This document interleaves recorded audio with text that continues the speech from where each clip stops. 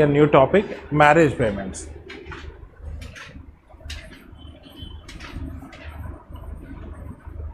So these are some economic transactions that take place during marriage. So one of the famous, or maybe the most practiced one in India, dowry, I think you will know, isn't it? So dowry is a marriage payment where some gifts or goods are given by the bride family to groom's family. That is dowry. But there are many other marriage payments which have been noted by these anthropologists. Near around 75% of the societies in the world which are known to anthropology, they are practicing one or the other form of marriage payment. So different types of marriage payments are bride price or bride wealth. This is something which is given by groom to bride, opposite of dowry. So dowry, bride to groom. So bride price is one thing, and dowry you have two different types. One is direct dowry, which the one which you know, and the indirect dowry, which we will be seeing now. The third one is service, which is known as bride service or suitor service, where the groom is serving the bride's family for certain duration of the time. And then you have another type which is known as exchange.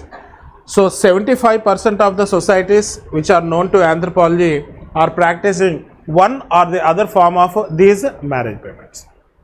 You getting my point? 25% are not practicing any marriage payments. You getting my point? Don't write anything or don't draw.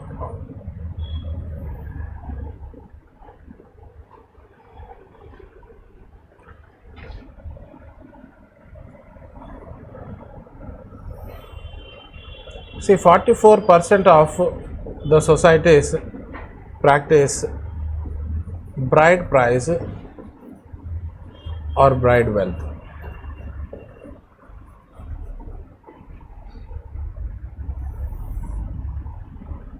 %20 are practicing dowry, out of which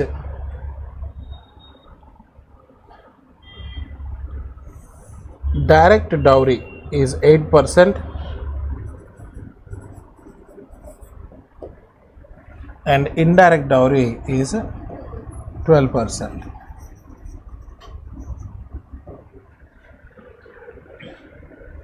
Some 19% practice bride service or otherwise known as suitor service, and then 17% practice exchange,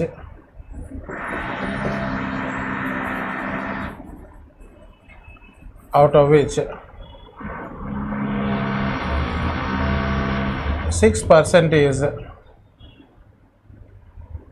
female exchange and 11% is gift exchange. So out of those 75% of the societies which are practicing one or the other form of marriage payment, 44% are practicing bride price or bride wealth, 20% are practicing dowry, out of which 8% are direct dowry, 12% is indirect dowry, 19% practice bride service and 17% practice exchange, out of which 6% is female exchange and 11% is gift exchange. Is this clear? So this is actually taken from the source of this particular thing is an article published by Alice Legel and Ron ROHN, Ron Ilol, marriage transactions,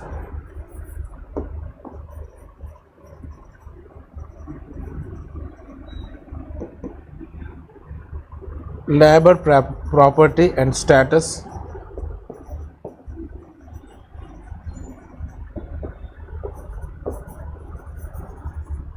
published in 1988, pages 291 to 309 in American Anthropological Association.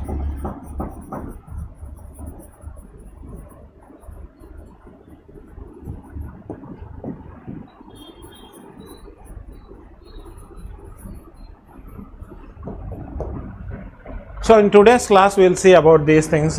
In Ember and Ember they have also given an account of other type of marriage payments like groom service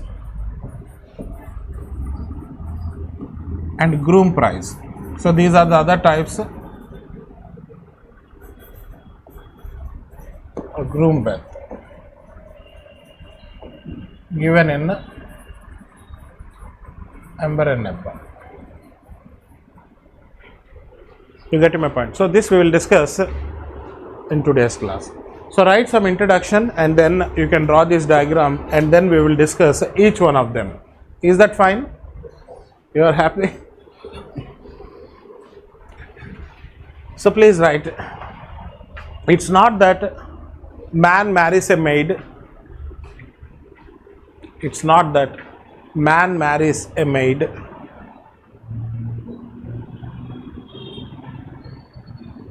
Field marries field. Field. Field. Like agricultural field. Field marries field. Vineyard marries vineyard. Right. Right. Vineyard marries vineyard. Cattle marries cattle.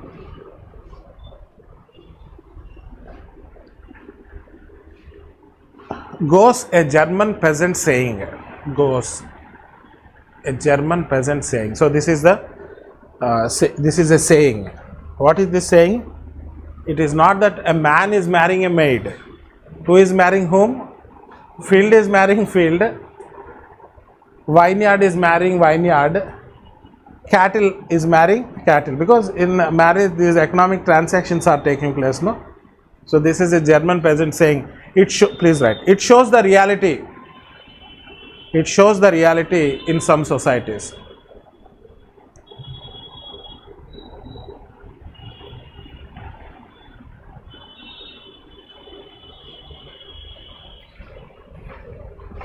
"75% of the societies known to anthropology, 75% of the societies known to anthropology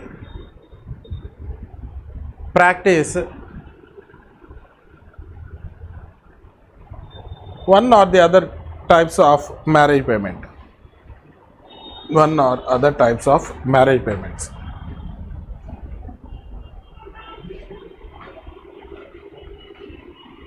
In 25% of the societies,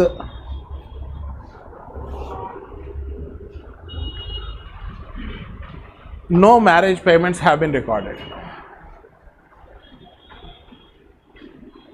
25% of the societies, no marriage payments have been recorded.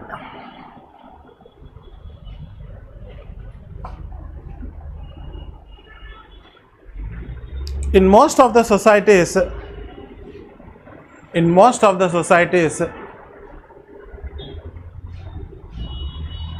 economic and social considerations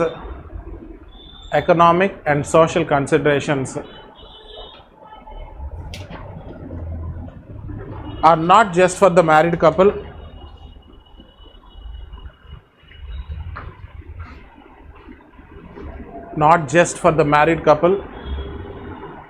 but also to the larger circle of their kin, to the larger circle of their kin.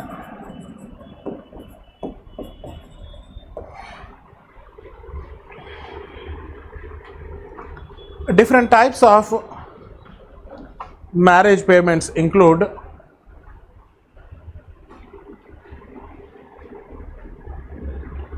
see, instead of enlisting them, I think it is better to draw this diagram in order to prevent repetition. What do you say?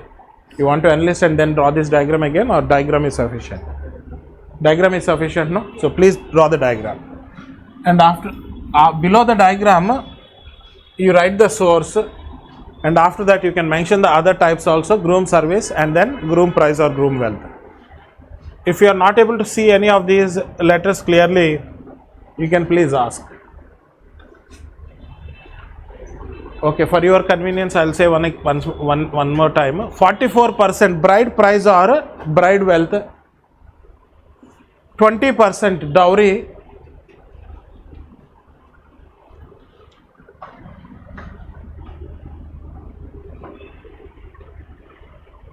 8% direct dowry, 12%. 12 plus 8, 20.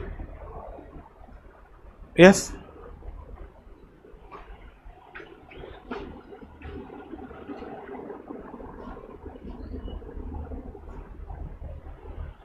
%19 bride service,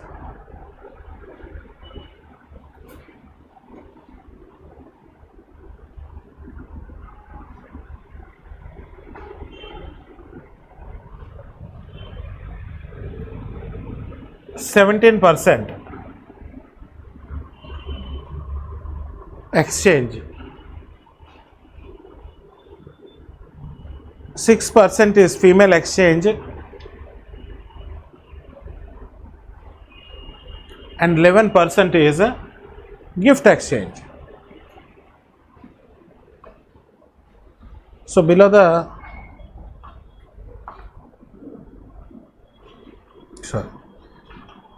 diagram, you got any anything there? Sometimes some otherwise you can change if it is information. So source Alice, ALICE, Schlegel and Ron Ilol. Marriage transactions, labor property status, 1988, page 291 to 309. American Anthropological Association.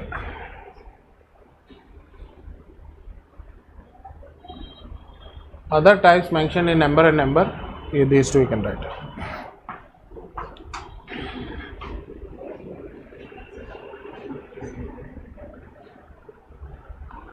Yeah, anything you could.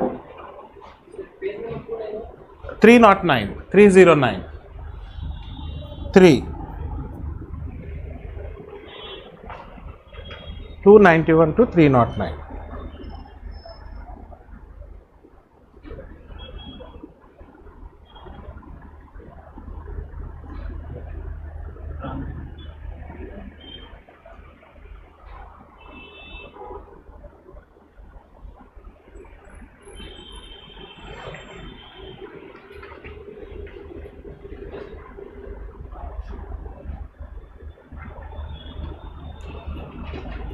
American Anthropological Association.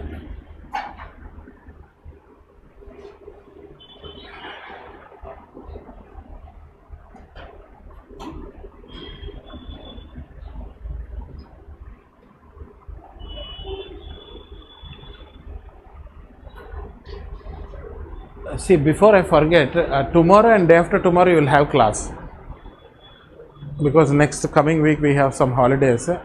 So please allow me to take tomorrow and day after tomorrow class.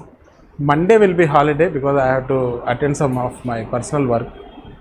Tuesday and Wednesday will have class. Thursday I think is 15th of August. So 15th will remain closed, 16th will remain closed, 17th, 18th until Rakhi will be remaining closed. That is why I'll take tomorrow and day after tomorrow. Whether you receive a message or not, I think I have conveyed it. So my word in this case is full and final. Tomorrow same time, same 5:30 to 7:30 only, 2 hours duration only. The test we can test now, you can write sometime during the holidays. Yes? Thank you very much. Tomorrow and day after. Online students, hope you also got it. Yes? Exam after, like 16th is anyway, like we are taking leave. No, 16th you can write. 16th, yes?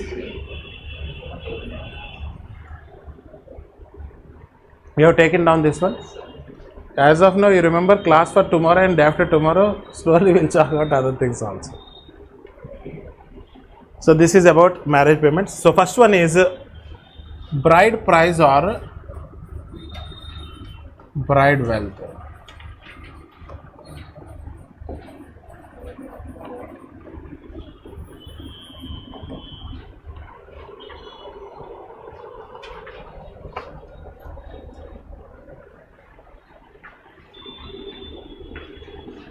listen first, then you can write. Okay, don't draw the diagram in the beginning only, because here also I have asked you to draw diagram after some introduction.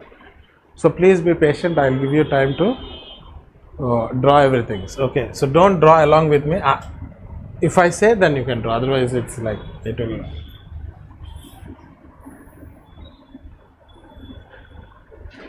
So groom and family,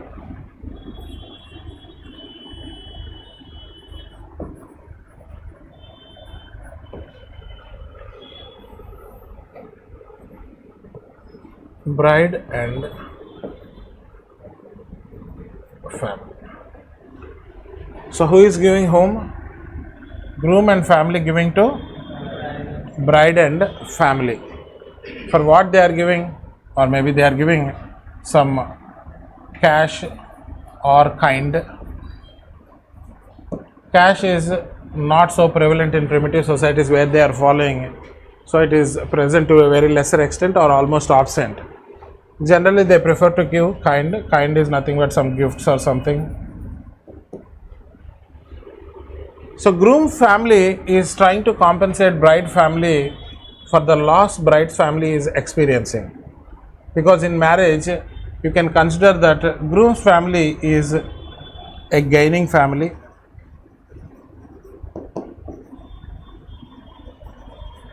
and bride's family is a losing family.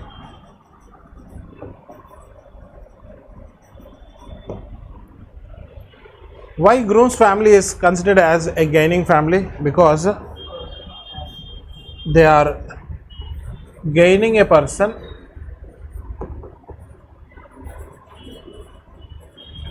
and her services. So with the help of this bride, they are able to continue their lineage, family lineage, clan. Whereas bride's family is considered as a losing family because they are losing a person and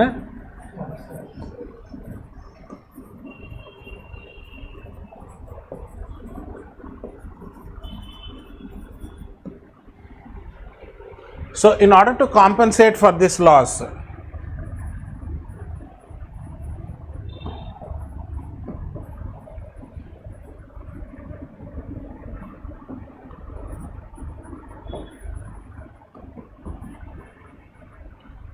groom's family is giving cash or kind or gifts to the bride's family. So we can say that this bride wealth or bride price is perfectly rational, compensatory and balanced. So this figure is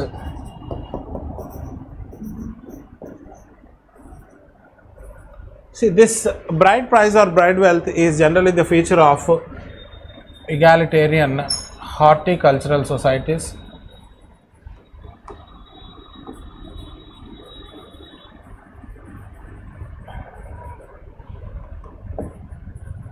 It can also be present in food gatherers and hunters.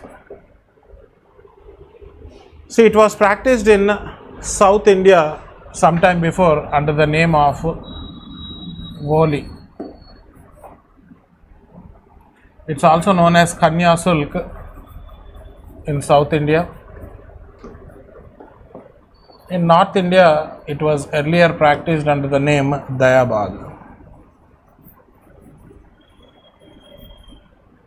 So what they are giving as kind or gifts, maybe if you take Todas, they are giving a buffalo. In case of Gonds, they are giving a cow as bride price or bride wealth. In tribes of Arunachal Pradesh, they are giving a mithun. It's an animal, pet animal, something similar to cattle only. Likewise, in Nagas, they prefer to give rice. So they have different ways of giving this gifts or kind to the bride family. You get my point. And once this bride price is fixed, it is non-negotiable. So anyone who can offer the bride price can offer that wealth or price to the bride's family and get the girl married. Sometimes if the bride price is very high, the girl may altogether remain unmarried, or it may lead to polyandry also. That means a group of men pool their resources and then offer this wealth to the bride's family and marry them. But in this case also they are not lowering the bride price, and bride price is fixed based on the demonstrable skills and competences of the women in taking care of household and domestic activities, and it may also depend on beauty and other aspects. Say for example, in one of the Sudanese community, a tall girl fetches a bride price equivalent to 150 cows, whereas a short girl fetches a bride price equivalent to 30 cows. So that is their criteria. You getting my point? We'll write something and then we'll elaborate more. So bride price or bride wealth.